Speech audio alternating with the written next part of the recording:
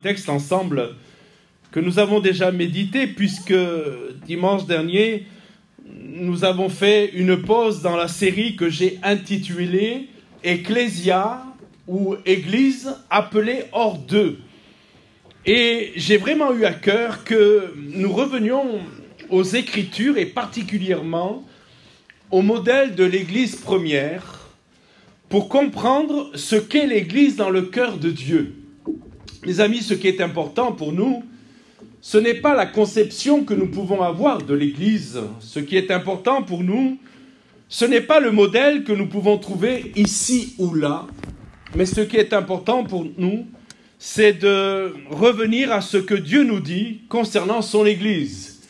Et je ne sais pas si vous le savez, mais il semble pour moi qu'il est le mieux placé pour nous dire ce qu'il pense de l'Église. Le croyez-vous avec moi? Il est le mieux placé, puisque l'Église lui appartient. Elle est, alors on va aller un peu sur le plan théologique, pour le moment sa fiancée. Elle sera son épouse quand elle entrera dans le ciel pour les noces de l'agneau. Mais le Seigneur a des choses à nous dire sur l'Église.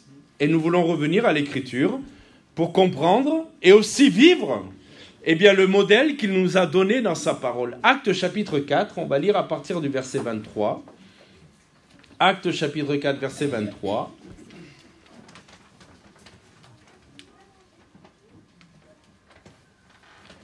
Après avoir été relâchés, ils allèrent vers les leurs. C'était le premier message qu'on a apporté. Allez vers les leurs, allez vers la famille. Et l'Église, c'est une famille. L'Église, c'est pas simplement un lieu où on se rencontre de temps en temps. L'Église, c'est mes frères et sœurs, c'est ma famille. Ce sont les miens. Alléluia. Et des fois, on est conscient que dans ce monde, et même les liens naturels avec nos frères et sœurs dans la chair ne sont pas aussi intenses que nos liens avec nos frères et sœurs dans le domaine spirituel.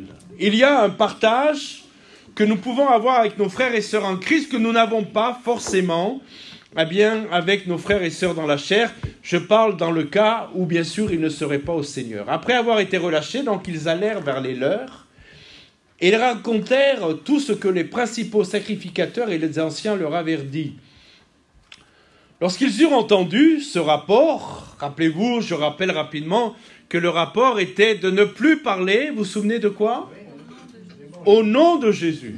Non pas du nom de Jésus, mais l'interdiction était au nom de Jésus car, ils avaient été arrêtés parce qu'au nom de Jésus, un boiteux de naissance avait été guéri. Donc l'ordre est donné que dorénavant, on vous relâche, mais on vous interdit de parler au nom de Jésus. Le rapport est fait. On leur donne cette interdiction.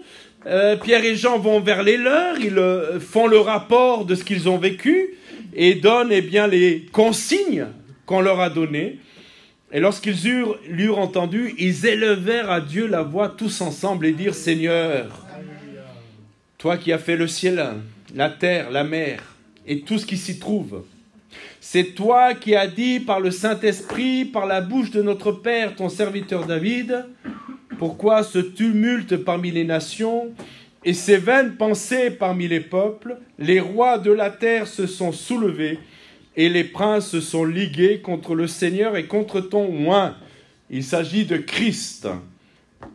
En effet, contre ton saint serviteur Jésus que tu as oint, Hérode et Ponce Pilate se sont ligués dans cette ville avec les nations, avec le peuple d'Israël, pour faire tout ce que ta main et ton conseil avaient arrêté d'avance. Et maintenant, Seigneur, vois leurs menaces et donne à tes serviteurs d'annoncer ta parole avec une pleine assurance. Alléluia. En étendant ta main pour qu'il se fasse des guérisons, des miracles et des prodiges, par le nom de ton saint serviteur Jésus. Quand ils eurent prié, le lieu où ils étaient assemblés trembla, et ils furent, alléluia, tous remplis du Saint-Esprit, et ils annonçaient la parole avec assurance. Amen. Dans ce texte, nous allons découvrir le secret de la puissance et, je vais dire, de la résilience de l'Église primitive. Que signifie la résilience? La résilience, c'est la capacité de surmonter les difficultés. On parle beaucoup de résilience aujourd'hui et de personnes qui ont traversé bien des épreuves et qui ont surmonté ces épreuves. Et l'Église primitive a été, dès son origine, sujet à des attaques et à des persécutions. Dans Acte 4, nous découvrons donc Pierre et Jean qui viennent d'être libérés après avoir été arrêtés, menacés, intimidés par les autorités religieuses. Ces hommes, d'ailleurs, sont encore marqués par l'expérience traumatisante de voir leur maître, Jésus, crucifié quelques semaines auparavant.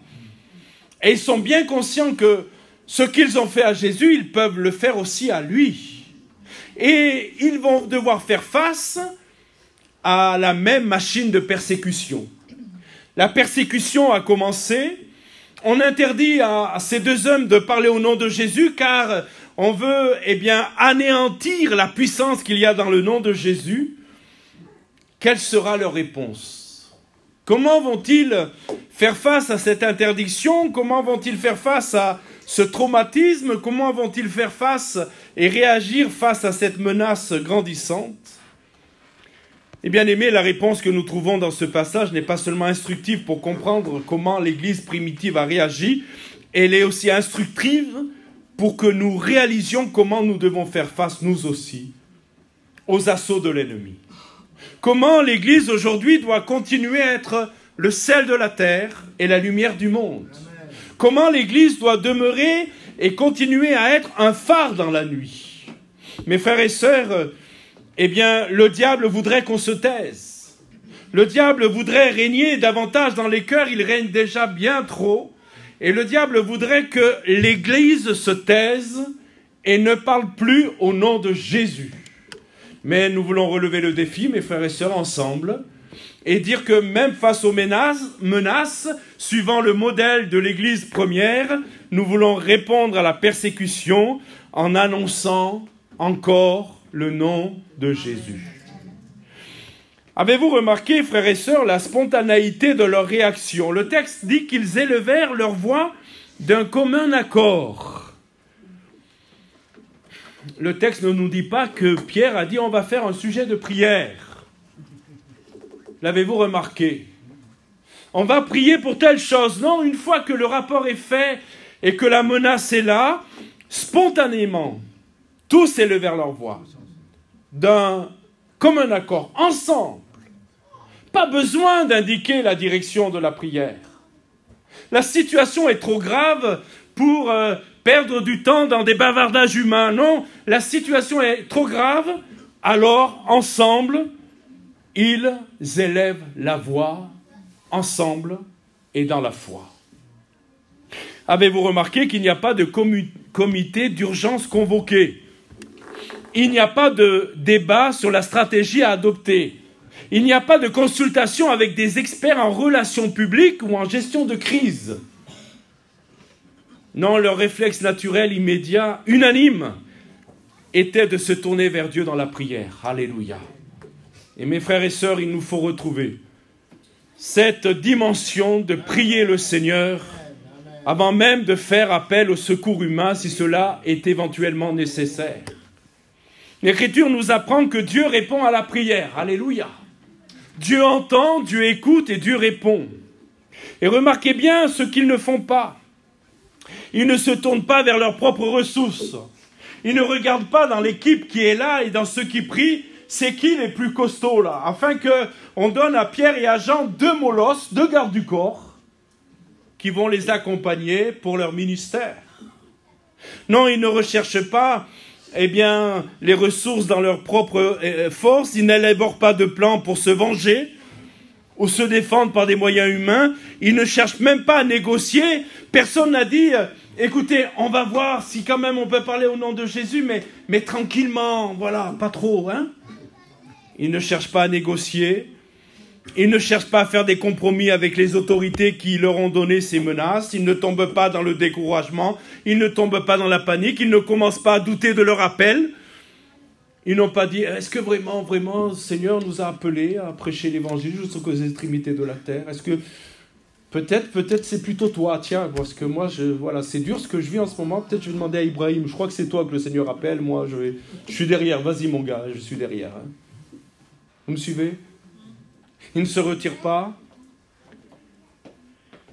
Ils ne commencent pas à douter de leur appel ou à remettre en question leur fidélité à l'évangile. Au contraire, ils se tournent vers le Seigneur, le Créateur souverain de l'univers. Et ça, c'est très important de voir comment ils commencent leur prière. Parce que ce n'est pas anodin ce qu'ils disent. Ils commencent leur prière en affirmant la toute-puissance de Dieu. Regardez ce qu'ils disent. Avant même de prier, ils ne tombent pas dans les lamentations, ils ne sont pas en train de pleurer devant Dieu. Voici comment ils commencent leur prière. Seigneur, toi qui as fait le ciel, la terre, la mer et tout ce qui s'y trouve. Et après, ils vont prier. Et avant de présenter leur requête, avant même d'exprimer leurs craintes ou leurs besoins, ils établissent un fondement théologique sur leur confiance. Dieu est le créateur souverain de toutes choses. Et ce n'est pas anodin. Elle signifie, ce qu'il vient de dire signifie que celui qui a créé l'univers par sa parole, celui qui maintient toutes choses par sa puissance. Le Seigneur a créé la terre et il a créé le globe terrestre avec un certain degré d'inclinaison sur une perpendiculaire. Peut-être ne le savez-vous pas. Et si ce degré d'inclinaison, changeait d'un millième, les eaux submergeraient les terres. Alors certains croient et ont beaucoup plus de foi que moi que par un Big Bang, la Terre a été créée, elle s'est mise parfaitement dans un axe parfait. Je trouve qu'ils ont beaucoup de foi. Moi, je crois qu'un Dieu tout-puissant a créé, a mis le globe terrestre sur la bonne ligne. Mais je crois aussi, et c'est important qu'on le dise, qu'il maintient ce globe dans la bonne lignée. Il ne l'a pas que créé, il maintient toutes choses. Et lorsque les apôtres vont commencer à prier, ils vont dire qu'il y a quelqu'un qui gouverne au-dessus de toutes les nations, au-dessus de tous les rois. Et celui qui gouverne, c'est leur Dieu. Alléluia. Amen. Dieu est plus grand que leur adversaire. Et mes frères et sœurs, ce matin, ne soyons pas une église timorée, une église qui se calfeutre, qui se cache, par crainte des menaces, par crainte peut-être d'une persécution, parce qu'au nom de Jésus, nous prions pour cela et nous le croyons, des hommes, des femmes vont être guéris. Et peut-être, cela va créer quelques bouleversements, même dans la ville et dans la région. Ne soyons pas timorés, n'ayons pas de crainte, parce que celui qui nous a appelés à répondre à son appel est plus grand que tous nos adversaires. Alléluia. Les grands prêtres, les anciens, les scribes, aussi puissants qu'ils puissent paraître, ne sont que des créatures devant le Créateur. Alléluia. Mais ce n'est pas tout. Il y a encore quelque chose de bien plus remarquable. C'est ce qui suit immédiatement après avoir affirmé la souveraineté de Dieu. Regardez bien, il cite les Écritures. Il ne cite pas simplement un verset par hasard, comme je pourrais appeler ça un talisman magique. La Bible n'est pas un talisman magique. Certains, je ne parle d'aucun de nous ce matin, je ne pense pas, mais certains mettent leur Bible sous l'oreiller pour bien dormir. Bon, ça à mon avis, c'est pas confortable, hein. Mais la Bible n'est pas un talisman magique. La Bible, c'est la parole de Dieu, c'est la vérité. Et que font-ils lorsqu'ils sont face à ces menaces? Ils vont citer le psaume 2 qu'on a vu avec certains vendredi après-midi pour notre temps de prière. Ce psaume avait été écrit 1000 ans auparavant. Et ils vont citer le psaume 2, versets 1 et 2. Je lis le psaume, écoutez bien. « Pourquoi ce tumulte parmi les nations ? Et ces vaines pensées parmi les peuples. Les rois de la terre se sont soulevés et les princes se sont ligués contre le Seigneur et contre son oint. » Frères et sœurs, comprenez-moi bien, comprenez-vous ce qui se passe ici? Ces croyants, face à une situation de crise, face à la menace, face à la persécution, ne cherchent pas à inventer une nouvelle théologie. Ils ne créent pas une nouvelle doctrine adaptée aux circonstances. Ils ne réinterprètent pas la parole de Dieu pour la rendre plus acceptable ou plus confortable. Non, ils retournent à la parole, écoutez-moi bien, prophétique donnée il y a 1000 ans. Et dans cette parole ancienne, vieille, oh mes amis, la Bible a été écrite il y a des années et des années et des années, mais ce n'est pas un vieux livre, c'est un livre d'actualité. Il n'a aucune poussière. Aucun des versets ou des écrits que nous avons dans nos Bibles n'est dépassé. Il est d'actualité aujourd'hui. Alléluia. Et ils reviennent à cette ancienne prophétie que David, sous l'inspiration du Saint-Esprit, a apportée dans le psaume 2. Ils reviennent à cette parole et ils comprennent que ce qui leur arrive, c'est ce que la parole de Dieu dit. Mes frères et sœurs, nous devons bien comprendre que le psaume prophétisait exactement ce qu'ils sont en train de vivre. Les rois et les princes se sont ligués contre le Messie et contre son peuple. Pourquoi c'est important de comprendre cela? Voyez-vous, frères et sœurs, en faisant référence à cette parole biblique accomplie, ils vont comprendre la perspective de la situation dans laquelle ils sont. Comprenez-moi bien, leur situation actuelle n'est pas un accident malheureux, C'est pas une surprise désagréable. C'est pas un échec au plan de Dieu. Au contraire, ils comprennent que ce qu'ils ont vaincu, c'est ce que la parole de Dieu a annoncé. Amen. Revenir à la parole. Comprendre ce qui se passe dans nos vies par la parole.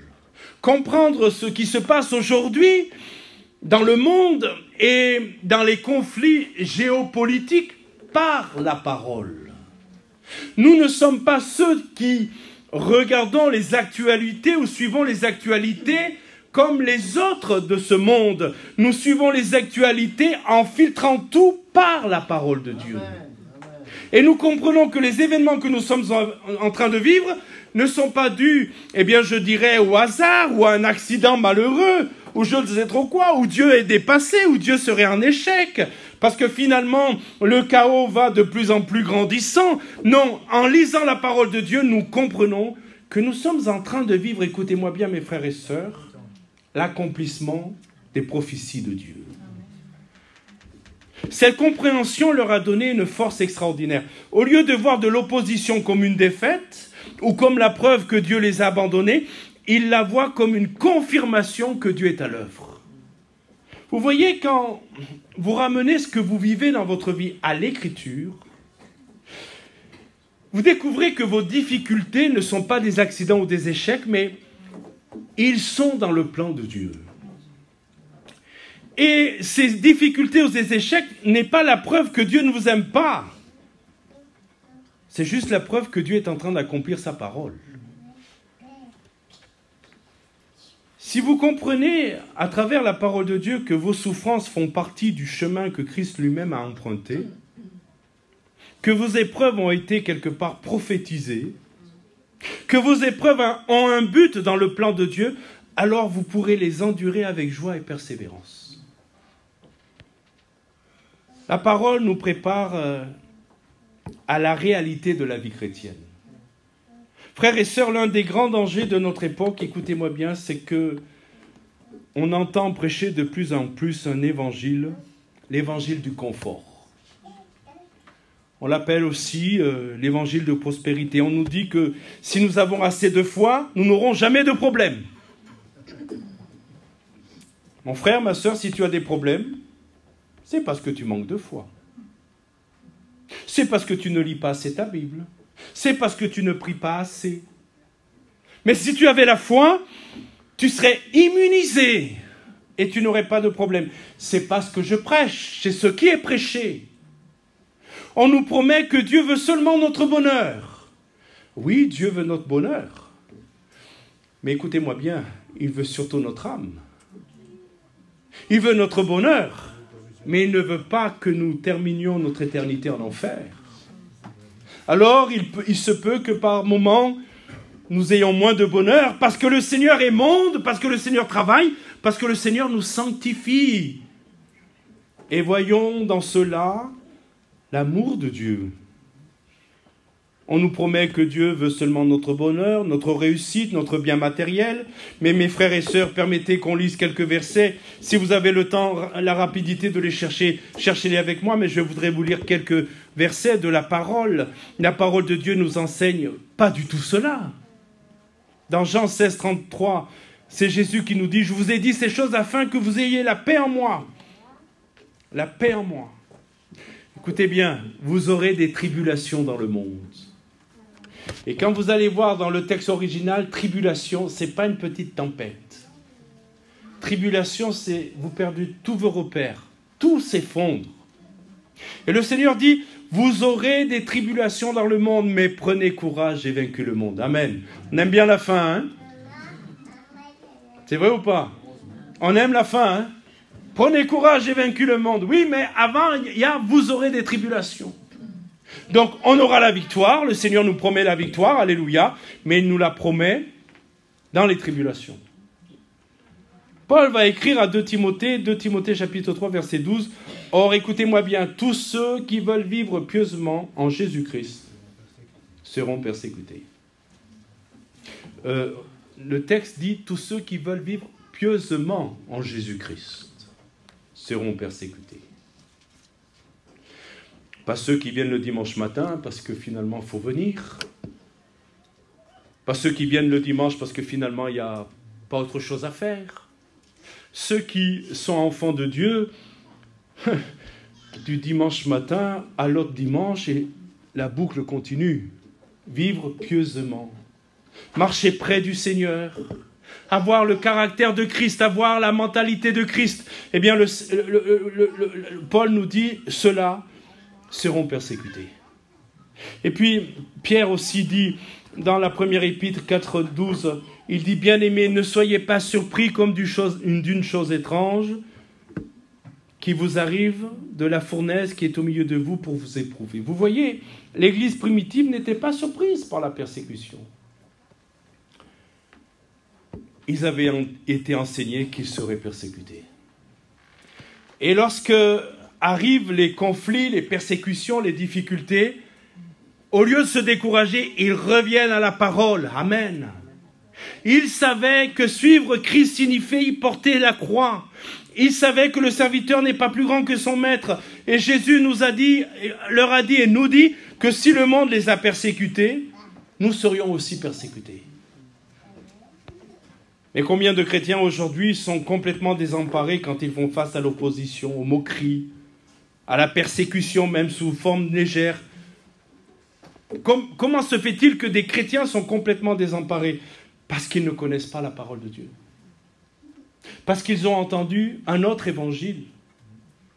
Un évangile qui a été agréable, comme du miel dans la bouche, mais arrivé aux entrailles, cela ne passe pas. C'est amer.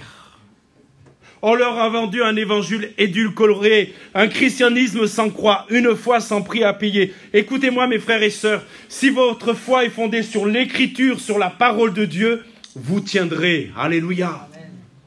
Pas sur les folies des hommes, pas sur les rêveries de ceux qui veulent vous attirer à eux, qui veulent grossir leur église en vous disant un message qui n'est pas celui de Christ. Mais Christ a trop d'amour et trop d'honnêteté avec nous pour nous mentir. Mais il nous dit, si tu t'appuies sur ma parole, tu tiendras. Si tu comprends que les temps dans lesquels nous allons entrer sont des temps difficiles, et si tu t'y prépares, tu tiendras. Prépare un message, je ne sais pas quand je vais l'apporter, mais vraiment c'est fort sur mon cœur, c'est résisterez-vous à la dernière tempête. Résisterez-vous à la dernière tempête. Mes frères et sœurs, nous vous avons mangé notre pain blanc. Comprenez cette expression? Et il est temps que l'Église de Jésus-Christ se réveille en France et se réveille à Aurillac. Amen. Parce que des temps fâcheux viennent sur le monde. Des temps difficiles viennent, mais j'ai une bonne nouvelle. Si vous êtes attaché à la parole de Dieu, elle va vous permettre de faire face à la dernière tempête. Une génération, mon troisième point, c'est une génération, celle d'aujourd'hui, bibliquement analphabète. Le contraste est tragique entre nous et l'Église primitive. Permettez-moi maintenant de dresser un contraste douloureux, mais nécessaire. Si vous allez chez le médecin et que vous avez mal, je vous supplie de dire au médecin qui vous dit ce que vous avez. Vous me suivez là? S'il y a des symptômes d'une maladie, dites au médecin, dites-moi la vérité. Parce que si vous ne dites pas la vérité, il n'y a pas de soin possible. Et nous devons demander au Seigneur, et il sait le faire avec amour et avec beaucoup de grâce, nous devons demander au Seigneur qu'il nous dise la vérité. Voulez-vous ce matin que le Seigneur nous dise la vérité? L'Église primitive était saturée des Écritures. Ils mémorisaient de longs passages, ils chantaient les psaumes, ils citaient constamment les prophètes et la loi de Moïse. Rappelez-vous, écoutez-moi bien, rappelez-vous que ces premiers croyants n'avaient pas de Bible personnelle imprimée. Nous on lit le livre des Actes et on pense qu'ils sont comme nous, qu'ils avaient la Bible papier. Ils ne l'avaient pas, la Bible papier. Vous êtes avec moi? Les manuscrits étaient rares et coûteux. Seul un ministre de Candace éthiopien avait eu les moyens de s'acheter le rouleau du prophète Ésaïe. Mais si vous n'étiez pas riche, voire très riche, vous ne pouviez pas posséder un rouleau, même un seul rouleau, un chapitre. C'était trop cher. L'impression n'existait pas. C'est Gutenberg qui l'a apporté avec le livre de la Bible qui a été imprimé. Comment ces gens qui n'avaient rien de tout cela étaient saturés par la parole de Dieu? Parce qu'ils les entendaient lus dans les synagogues. Écoutez bien. Tout en allant dans les assemblées chrétiennes, ils allaient écouter la Torah, l'ancienne alliance. Vous êtes avec moi? Qui était lue et relue. Et mes amis, lorsqu'elle était lue, ils la mémorisaient. Ils la mémorisaient. Ils en discutaient constamment. Les parents les enseignaient à leurs enfants. Et quand l'épreuve venait, alléluia, comprenez-moi bien ce matin, quand les épreuves venaient, la parole jaillissait naturellement de leur cœur. Pour les guider, les encourager, les fortifier. Quand ils passaient un moment difficile, la parole venait, alléluia, elle était en eux. Maintenant, considérons notre génération aujourd'hui. C'est là qu'il faut faire le constat et accepter le diagnostic de Dieu. Nous vivons dans l'ère de la plus grande accessibilité à la Bible de toute l'histoire humaine. Nous avons des Bibles dans nos maisons, souvent plusieurs exemplaires, oui ou non? Les éditeurs de Bibles sont très, très intelligents, ils font du marketing, ils vous font des belles Bibles, la Bible de la femme, rose, tout ça. On a déjà 4 Bibles, hein, mais on la prend celle-là parce qu'elle est belle, elle est rose.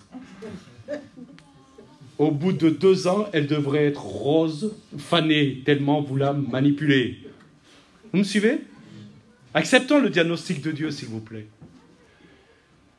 Je vous assure, en tant que pasteur, je suis tellement soucieux que personne ne se perde. Tellement soucieux que dans les temps difficiles qui arrivent, vous teniez bon. On sait ce que c'est que d'être privé des réunions d'église. Il y a eu un événement qui s'appelle le Covid qui a privé les gens. Et rien ne nous dit que cela ne peut pas se reproduire. Et je crois de tout mon cœur que tant que nous le pouvons, il faut faire comme Joseph a dit, avec cette vision des vaches grasses et des vaches maigres, il faut emmagasiner. Nous avons des Bibles dans nos maisons, plusieurs exemplaires. Nous avons des applications bibliques sur nos téléphones, avec des dizaines de traductions. Nous avons des commentaires, des dictionnaires bibliques, des concordances, des outils accessibles en un clic. Nous avons même la Bible en audio. En faisant nos activités quotidiennes, nous pouvons écouter la Bible. Et pourtant, malgré cette abondance sans précédent, nous vivons dans une génération bibliquement analphabète. Même parmi les chrétiens. C'est terriblement tragique, mes frères et sœurs. Beaucoup de croyants peuvent passer des heures, littéralement des heures chaque jour sur leur téléphone, faisant défiler sans fin les réseaux sociaux, regardant les vidéos des petits chats. Ils sont tellement attirants, ces petits chats. Regardez un petit chat, puis un autre petit chat.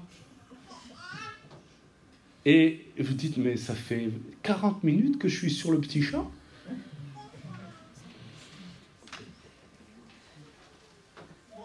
On fait tout ça et on n'arrive pas à prendre 15 minutes à se poser tranquillement avec le Seigneur pour lire notre Bible. Certains sont capables de vous donner les scores du foot, du rugby, l'intrigue de telle série, mais sont incapables de vous dire ce que signifie Romains 6, 23, Romains 3. Incapables. Mes frères et sœurs, je lance une alerte ce matin. Soyez saturés par la parole de Dieu. Lisez votre Bible. Étudiez votre Bible. Parce que ce sera le seul moyen de résister dans les temps qui arrivent aujourd'hui. Les conséquences sont désastreuses. Je vais vers ma conclusion de cette ignorance biblique. Les conséquences sont désastreuses. D'abord, écoutez-moi bien, il y a ce qu'on peut appeler l'instabilité spirituelle. Quand les difficultés arrivent, quand les tentations viennent, quand le doute s'installe, si vous n'êtes pas saturé de la parole de Dieu, vous n'avez aucune ressource spirituelle pour y faire face. Et vous savez, c'est comme dit l'apôtre Paul, ils sont comme des bateaux sans ancre, ballottés par les vagues, emportés par chaque vent de doctrine, comme dit l'apôtre Paul. Paul le dit. Dans les temps de la fin, les gens seront emportés par des vents de doctrine. Et nous le voyons, nous le vérifions. Parce que les chrétiens ne connaissent pas leur Bible, il suffit qu'arrive une doctrine bizarre pour que certains s'y engouffrent. Ces chrétiens sont instables. Un jour, ils sont enthousiastes, le lendemain, ils sont découragés. Un jour, ils sont confiants, le lendemain, ils sont remplis de doutes. Pourquoi cette instabilité? Parce que leur foi n'est pas fondée sur la parole solide de Dieu, mais sur leurs sentiments ou sur les circonstances qu'ils traversent. Vous connaissez tous la parabole du fou et du sage qui a bâti sa maison sur le roc. Les vents sont venus, vous connaissez.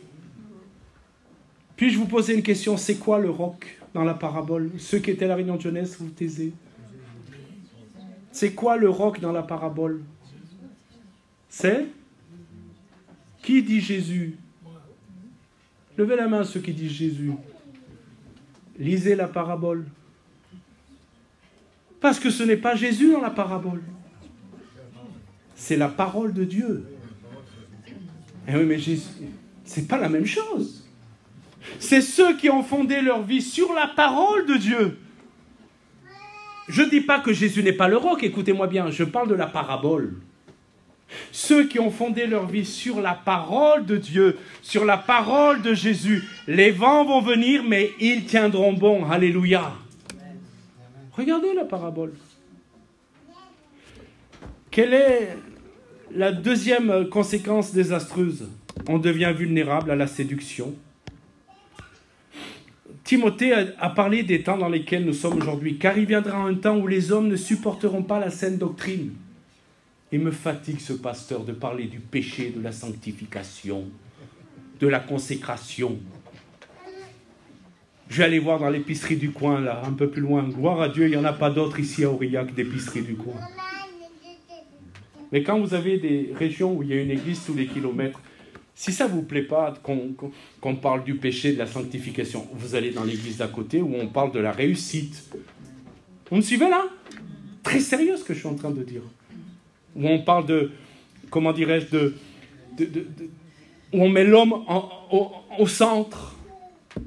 Les amis, ce n'est pas nous qui devons être au centre, c'est Jésus qui doit être au centre.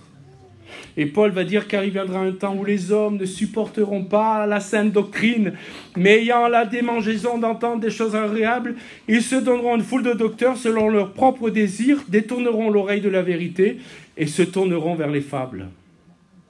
Comment un croyant peut-il discerner la vérité de l'erreur s'il ne connaît pas la parole de Dieu? Lorsqu'on forme les gens dans le domaine de la fausse monnaie, lorsqu'on forme les gens pour discerner un faux billet, on ne leur présente jamais aucun faux billet. Jamais. Parce que ça va tellement vite que c'est impossible d'apprendre toutes les formes de faux billets. Vous êtes avec moi? On leur demande de passer des heures et des heures et des heures à étudier ce qu'est un vrai billet. Est-ce que vous me suivez? On ne perd pas du temps à regarder toutes les formes de faux billets qu'il y a. Mais ils étudient le vrai billet. Et en étudiant le vrai billet, dès qu'ils ont un faux billet dans les mains, ils le savent. Vous voyez rien, mais eux, ils le savent. Et mes frères et sœurs, comment vous voulez discerner les faux enseignements si vous ne connaissez pas le vrai? Le Seigneur ne nous demande pas d'étudier tous les faux enseignements, le Seigneur nous demande d'étudier sa parole. D'avoir sa parole dans notre vie, dans notre cœur. Alléluia. Et si vous avez sa parole, vous ne serez pas séduits. Troisième point, et je vais aller rapidement vers la conclusion. Si vous n'avez pas la parole dans votre cœur, vous êtes candidat à succomber au péché, à succomber à la tentation et à pécher. Faire une différence entre la tentation et succomber à la tentation et donc pécher. Vous êtes avec moi là? Le Seigneur Jésus est bon. Vous aimez le Seigneur Jésus? Parce que lorsque le tentateur Satan est venu le tenter dans le désert après 40 jours de jeûne et de prière, lorsque Satan est venu, moi je dis au Seigneur, tu es bon parce que tu aurais pu faire ça. Une petite pichenette comme ça. Vous me suivez là? Et le diable serait parti. Fou. Et le Seigneur est bon, il a dit, je vais utiliser les armes et les moyens qui seront à la disposition de mes disciples. Je ne vais pas utiliser ma puissance. Je ne vais pas utiliser mon autorité. Je vais utiliser quelque chose que mes disciples pourront utiliser pour faire face à la tentation. Et quand le diable est venu le tenter, il a dit, oui, tu connais bien la Bible, Satan. Vous savez, mes amis, je vais vous dire quelque chose. Je vais vous faire peur à certains, mais Satan connaît mieux la Bible que certains d'entre nous.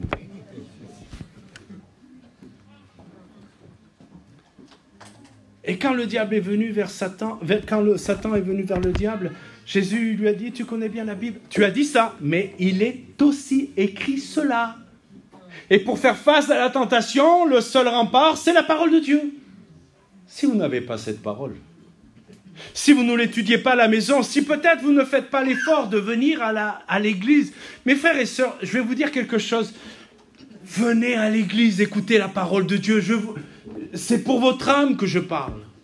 C'est pas pour remplir des rangs. Hein. Vous savez, on n'est pas payé au pourcentage de personnes qui viennent à l'église en semaine, parce que si c'était le cas, c'est pas mon intérêt, c'est pas notre intérêt qu'on recherche. Est-ce que vous me suivez? C'est que vous ayez la parole de Dieu dans votre cœur, dans votre âme. Amen. Oui, mais pasteur, il y a autre chose à faire. Mon frère, ma soeur, il y a autre chose à faire. Mais aujourd'hui, il y a une chose à faire, c'est de venir écouter la parole de Dieu. Parce qu'il faut que tu connaisses et que tu sois enseigné dans la parole de Dieu. Et puis je termine. Si vous n'avez pas la parole de Dieu, vous allez être dans une confusion morale et éthique. Nous vivons dans un monde, je ne sais pas si vous l'avez remarqué, de ce que j'appelle le relativisme moral, où chacun fait ce qui lui semble bon. ne faut pas que ces choses aussi viennent dans l'Église. Hein. Je parle du monde dans lequel nous sommes. Avez-vous remarqué qu'il n'y a pas de vérité dans le monde? Que la vérité est très subjective, très personnelle, et chacun a sa vérité. Mais moi, ce matin, je déclare, et j'espère que vous le déclarez avec moi, qu'il n'y a qu'une seule vérité. C'est la Bible. Amen. Mes frères et sœurs, si nous ne connaissons pas cette parole, nous serons apportés par les courants de la culture. Je le vois se réaliser sous nos yeux. La culture prend le pas sur la parole de Dieu.